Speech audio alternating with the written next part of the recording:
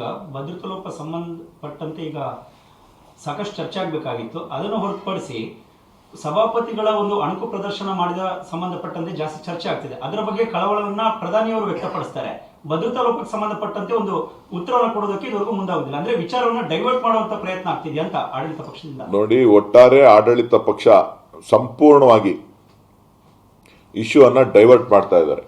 ಇವತ್ತೇನು ವಿಚಾರ ಚರ್ಚೆ ಆಯಿತು, ಏನು ದುರ್ಘಟನೆ ನಡೀತು, ಆ ದುರ್ಘಟನೆಯನ್ನ ಮಾರ್ಸೋದಕ್ಕೆ ಏನೇನು ಮಾಡಬೇಕೋ ಅದನ್ನ ಮಾಡ್ತಾ ಇದ್ದಾರೆ ಹೊರತು ಒಬ್ಬ ನಾಯಕತ್ವವನ್ನ ಈ ದೇಶಕ್ಕೆ ಒಂದು ಹೇಳಿಕೆಯನ್ನ ಕೊಡುವಂತ ಸಂದರ್ಭದಲ್ಲಿ ಅವರು ಲೋಕಸಭೆಯಲ್ಲಿ ವಿಚಾರಗಳನ್ನ ಮಂಡನೆ ಮಾಡಬೇಕಾಗಿತ್ತು. ಏನೇನು ಆಗಿದೆ ಅಂತಕ್ಕಂಥ ವಿಚಾರಗಳನ್ನ ನಾವು ಹಕ್ಕೊತ್ತಾಯವನ್ನ ಮಾಡಿದ್ದೇವೆ. ಪ್ರಧಾನಮಂತ್ರಿಗಳಿಗೆ ಮತ್ತು ಗೃಹ ಮಂತ್ರಿಗಳಿಗೆ ಇಬ್ಬರಿಗೂ ಕೂಡ ಹಕ್ಕೊತ್ತಾಯವನ್ನ ಮಾಡಿದ್ದೇವೆ. ನೀವು ಬಂದು ಹೇಳಿಕೆಯನ್ನ ಕೊಡಿ, ಏನೇನು ಮಾಡಿದ್ದೀರಿ, ಏನೇನು ಆಗಬೇಕು, ಇದ್ರ ಬಗ್ಗೆ ಚರ್ಚೆ ಆಗಬೇಕು ಅಂತೇಳಿ. ಅದಕ್ಕೆ ಅವಕಾಶನೇ ಕೊಡ್ತಾ ಇಲ್ಲ. ನಾವು ಲೋಕಸಭೆ ನಡಿಬೇಕಾದ್ರೆ ಅವಕಾಶ ಕೊಡಲಿಲ್ಲ ಅಂತ ಅಂದ್ರೆ, ಲೋಕಸಭೆ ನಡೀದೇ ಇದ್ದಂಥ ಸಂದರ್ಭದಲ್ಲಿ ನಾವು ಮಾತಾಡೋದನ್ನ ಯಾರು ಕೇಳ್ತಾರೆ?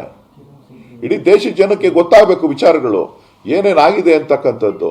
ಅವ್ರು ಹೇಳ್ತಾರೆ ನಮ್ಮ ಹಳೆ ಸಂಸತ್ ಭವನದಲ್ಲಿ ಈ ತರ ಆಯ್ತು, ಅದಾಯ್ತು, ಇದಾಯ್ತು ಅಂತ. ಎಲ್ಲವೂ ಕೂಡ ಸದನದಲ್ಲಿ ಚರ್ಚೆ ಆಗಲಿ ಅಂತ ಹೇಳಿ ನಾವು ಒತ್ತಾಯವನ್ನ ಮಾಡಿದ್ದು. ಸರ್, ಈಗ ಇದನ್ನು ಹೊರತುಪಡಿಸಿ ರಾಜಕೀಯವಾಗಿ ಕರ್ನಾಟಕದ ರಾಜಕೀಯ ವಿಚಾರ ಹೇಳಬೇಕು ಅಂದ್ರೆ, ಈಗ ದೆಹಲಿಗೆ ಬಿಜೆಪಿ ಮತ್ತೆ JDS ನ ಇಬ್ಬರು ನಾಯಕರುಗಳು ಬಂದು ಮೈತ್ರಿಯ ವಿಚಾರವಾಗಿ ಚರ್ಚೆ ಮಾಡ್ತಿದ್ದಾರೆ. ಇದನ್ನ ಕಾಂಗ್ರೆಸ್ ಹೇಗೆ ನೋಡುತ್ತೆ ಅಂತ? ಒಂದು ವಿರೋಧ ಪಕ್ಷದ ಕೆಲಸ ವಿರೋಧ ಪಕ್ಷದವ್ರು ಮಾಡ್ತಾ ಇದ್ದಾರೆ. ಅಧಿಕಾರಕ್ಕೋಸ್ಕರ ಅವರು ಹೊಂದಾಣಿಕೆ ಆಗಿದೆ. ಸೊ ಎಲ್ಲ ಮೌಲ್ಯಗಳನ್ನು ಗಾಳಿಗೆ ತೂರಿದ್ದಾರೆ. ಅದ್ರ ಬಗ್ಗೆ ಅವ್ರು ಏನು ತೀರ್ಮಾನ ಮಾಡ್ತಾರೆ, ಜನ ತೀರ್ಮಾನ ಮಾಡೋಕ್ಕಾಲ ಹತ್ರ ಇದೆ, ತೀರ್ಮಾನ ಮಾಡ್ತಾರೆ.